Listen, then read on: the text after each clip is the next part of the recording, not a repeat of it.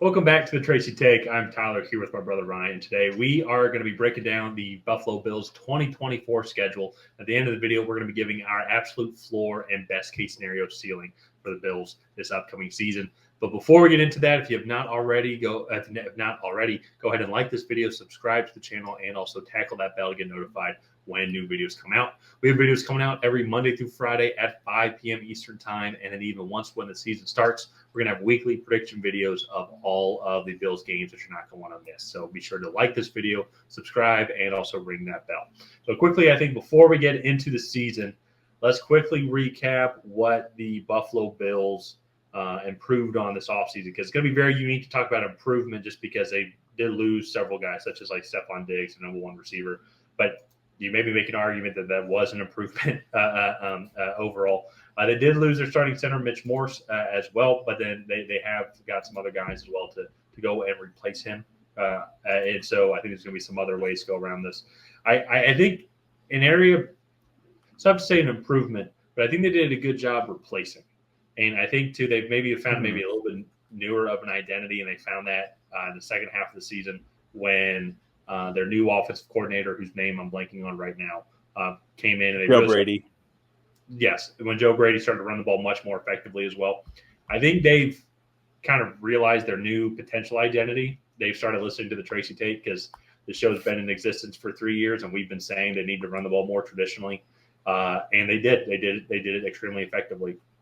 And I think they found guys that they can go and improve on, that can go and help build and play that type of Buffalo Bills football. Because with Josh Allen, they're going to be able to sling it. They're going to still have an effective passing game, just with the way he's one of the best quarterbacks in the league. But now then you add this balance to it, and I think they found guys that can help them out in that style of offense, making them more diverse. And so I think in other areas as well, I think they've gotten younger on the defensive side of the ball. But I've been talking a lot at the start of this video. What do you agree with what I said? Do you think those improvements, and what other areas do you think they've improved on?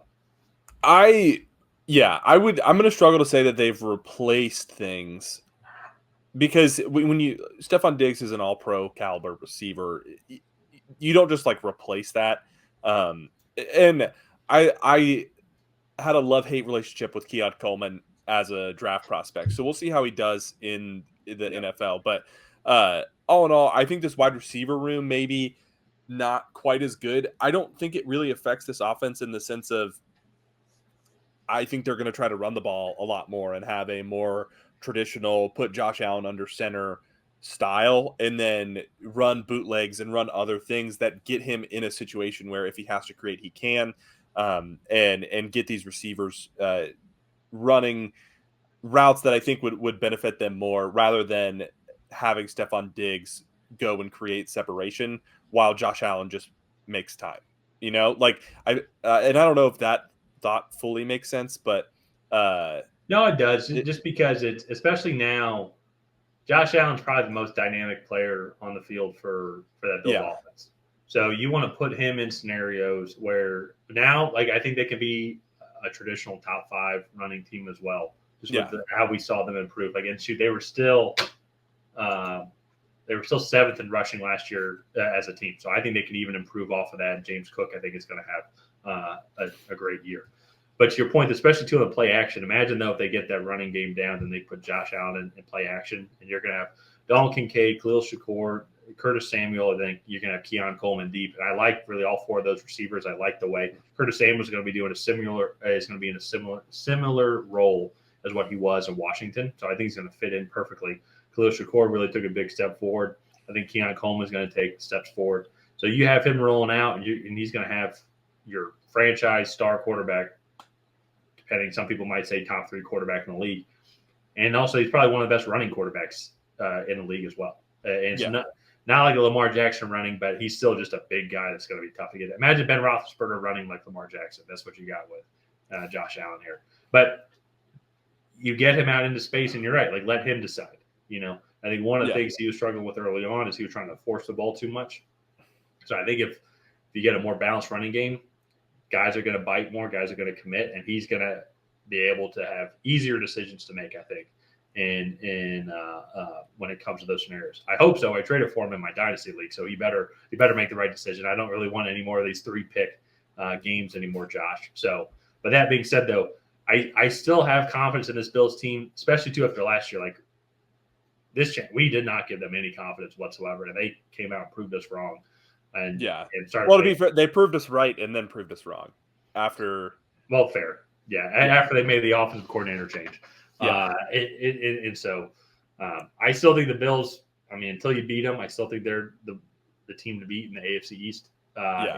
They're going to have a lot of fun games to watch, a lot of primetime games going on. But I think before we get into the schedule, is there anything else that you want to add? I do have some concerns about this defense. I know that they ended up bringing back most of the guys, but this secondary is fairly young. Um, this wasn't. They were a good, productive defense last year with 54 sacks, but I felt like they were either getting a sack or nothing. Like the actual pressure, I didn't necessarily feel was there all the time. And Bills fans, let me know if you disagree. But I do think, like, just even looking at the depth chart, AJ Epinesa, I believe, is on the last year of his rookie deal. Ed Oliver, they just brought back. Daquan Jones, they brought back. Greg Rousseau is on another year there. But after that, Von Miller is very much aged. Like, I don't know. There's some other rotational guys. So I'm very interested to see kind of how this defense pans out because Yeah, they did lose a lot of the veteran experience, I think, on the back end. And look at the season before, they lost Tremaine Edmonds in the middle as well. So very interested. Not saying that they're going to be bad. I just don't know if they're going to be what were they last year? they were one. I'd say that. Ninth. They were a top 10 defense. I don't know if they're going to be that again. Well, I will say this: they were still top 10, and they had some pretty serious injuries in the secondary. Yeah. Some of the veteran guys that were there that didn't really play so well. A lot of these young guys have had experience already. Yeah, But and that's fair. I also think too, and we've talked about this, and I'm with this philosophy is I think they have a minimum and above average front seven. I would say probably like one of the better front sevens in the league. I would much rather have that with a young secondary than vice versa, because even a veteran secondary, they can only guard these receivers for so long. While your front seven, if they're getting consistent pressure, then they're able to rotate guys in and out. I think it just takes a lot of pressure off of that secondary. So I think the combination of that, I get your point, and I think it's a fair point, especially something to watch going in. I don't see that concern nearly as much. And so that's why I still have some optimism. Like let's wait till the season plays out to then start. For me, I want to wait till the season starts before I really start to hit the panic bell on this defense. Yeah, and I don't even think I'd going to that extreme. I more am just interested. Like, they lost Leonard Floyd. They lost a couple of their defensive tackles. How does that turnover affect this defense? Because I think they have done a good job of just setting a floor. Like, I think at worst this defense will be average. Yeah, I just don't know if it's going to be like, holy cow, like the Bills defense is an issue, type deal. And so that to me, I think, is an interesting storyline to kind of follow. But let's get into their schedule here. So we're going to do this in 3 6-week blocks. So starting off week 1, hosting Arizona, then at Miami on Thursday Night Football. Then they have Jacksonville on Monday Night Football, and then they're at Baltimore on Sunday Night Football. So 3 primetime games in the first 4 weeks. Then they're at Houston, and then they're at the New York Jets on Monday Night Football. So gotta be honest here. This is a pretty tough start. Arizona is the easiest game here, and even then last year they weren't the easiest out. I do think Buffalo will win that one. Miami, that's a tough one on week 2 on a short week. Jacksonville, they should win. Baltimore on Sunday Night Football in week 4 is a tough one. At Houston is a tough one, and then the Jets have just kind of had their number as of late. I will say ceiling 4-2, but I could also see a floor of 2-4. How does that? I would say I don't see. Why do you think 5-1 is not a potential ceiling? Is there a team on there you think they can't beat? I just think there's a team. I don't think they'll beat Baltimore. Houston is a really tough matchup. At Miami and at the Jets are also really tough matchups. Okay. I don't see them beating 3 out of the 4 of those. Okay. Okay. So I think with that, I think you make it's a decent point there. So I think 4-2 is the ceiling, and whether they and all those on the road are going to be tough. Yeah. But and a lot of primetime games too. So I think 4-2 and 2-4 is because I think Do worst you case scenario. do Huh? you think they could go 5-1? I think so. I mean, it's a possibility that they win one of the games between Baltimore and Houston, and then they win the. I mean, they could beat Miami. They beat Miami last year at Yeah. Miami in Week 18. They could definitely beat the Jets. I know.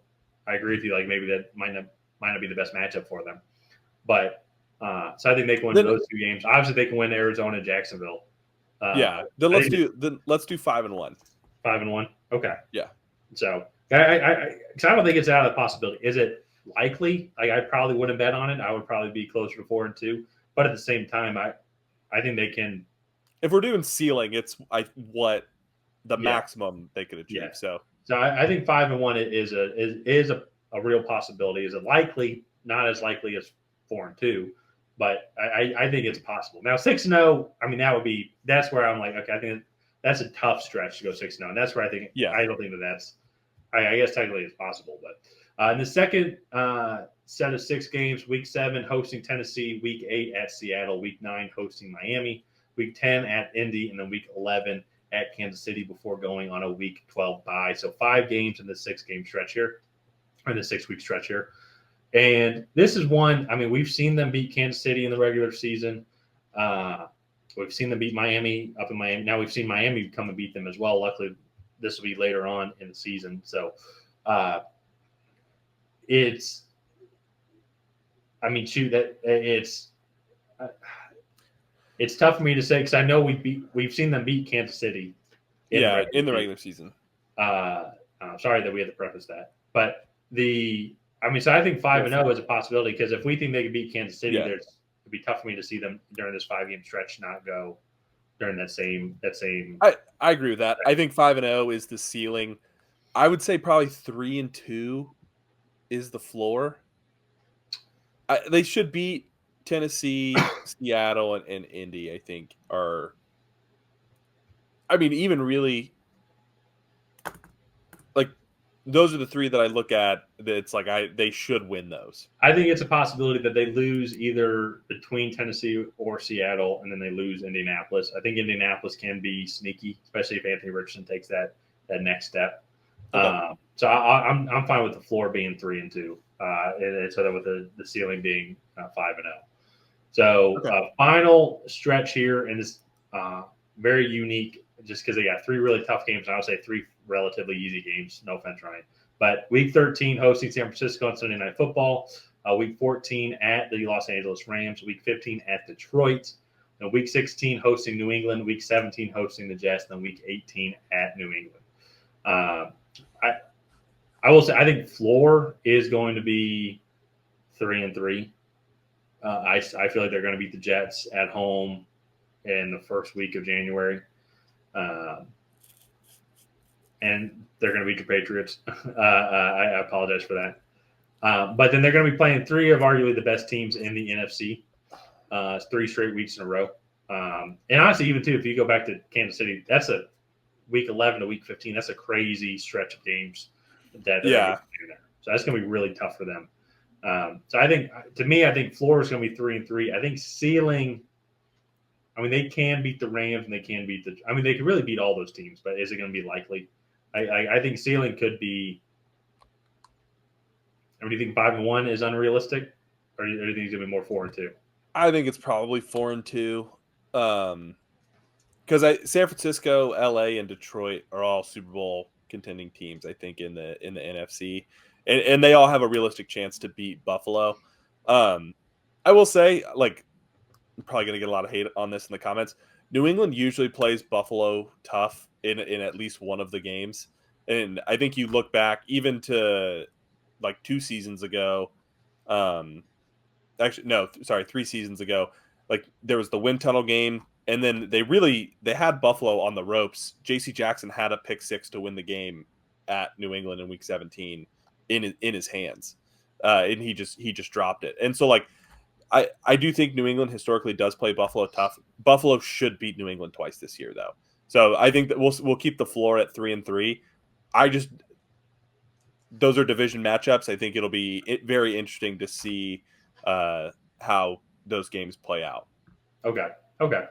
And so that'll put the absolute ceiling at 14-3, and then the absolute floor then at 8-9. And it's interesting too because our record predictions when we did our offseason recap was you had them at 9-8, I had them at 10-7, and I will say it's just I think 11-6 is probably going to be. I know that's literally in the middle of the two records, but I think they can be 11-6. It's like they can navigate some of these tough schedules here. Because I think they'll just figure out a way to win. They've done that. They did that last year. I think they've gone through some of this, and I think they're making the right adjustments. I think moving on from Stephon Diggs is going to be the right thing in the long term. Moving on from Gabe Davis, I think getting a younger guy, maybe a little more athletic, and Keon Coleman, I think he's going to complement what they have now in their receiving room as well. So I think that's fair because also worst case scenario, if that stuff doesn't pan out, I find it hard to believe that they're going to be below 500. I know the floor is 8-9, but I mean that's as a worst case scenario for this team. I do think this team's too good to be below 500. Yeah, I was like, you do look at the schedule. They did win the division, so they're supposed to have the toughest of all the schedules, and they do. Like the AFC East has the toughest schedule of any division. Part of that is the Jets and the Dolphins are also really good, and like. They play Baltimore, they play Kansas City. Those are tough teams. And so I could see a world where maybe they might just be on the bad side of the coin in really close matchups more times than what we've seen in the past. But I do think the Buffalo Bills, they're a good team. They're definitely a playoff team, and I don't necessarily see them going 8-9. But they could just get unlucky. And again, this is a really tough schedule in a really good division. Yeah, now, it is a tough schedule. I will give them that. And so, but we've seen them. I mean, like last year, I think was a good example. They proved a lot of teams wrong, and a lot of guys wrong. And it's a possibility. I still think it's a possibility. I will say I think 14-3 is highly unlikely. I mean, that's just tough for anybody. Even if you're one of the best teams, it's just tough for anybody. Actually, it wasn't even Baltimore 13-4. And they were one of the best teams. Yeah, if not the best team. So they had one of the best seasons in a long time. So it's just tough, I think, to be that good across that big a span. So they're going to be fun to watch. I mean, there's going to be a lot of fun. There's not a team this year that's just going to be boring. I mean, maybe Denver, but even Denver, that might be just a continued train wreck. It's going to be fun. Might be so bad it's good. Potentially so. Yeah. And so it's crazy to think Jarrett Stidham might be the best quarterback on that team. And so I think Bo Nix is the best quarterback on that team. You never know. I don't really think it's close. No. I've seen what Zach Wilson and Jarrett Stidham can do in an NFL game. Bo Nix, I think, is still somewhat of a mystery at the NFL level. Yeah. So I don't know. But all in all, I think it's a promising season a promising upcoming season for the Buffalo Bills. They still have, I think, that pedigree of a true playoff contender, but they were able to keep that while getting younger on both sides of the ball. And I think that is hard to do. And so we'll just kind of have to see if these moves pay off for them in the long run. But let's go ahead and wrap up this video here. If you guys have not already, please go ahead and like and subscribe. Leave a comment down below on what you thought of the Buffalo Bills 2024 offseason and what you think their floor and ceiling will be in 2024. And on that, we'll see you guys next time.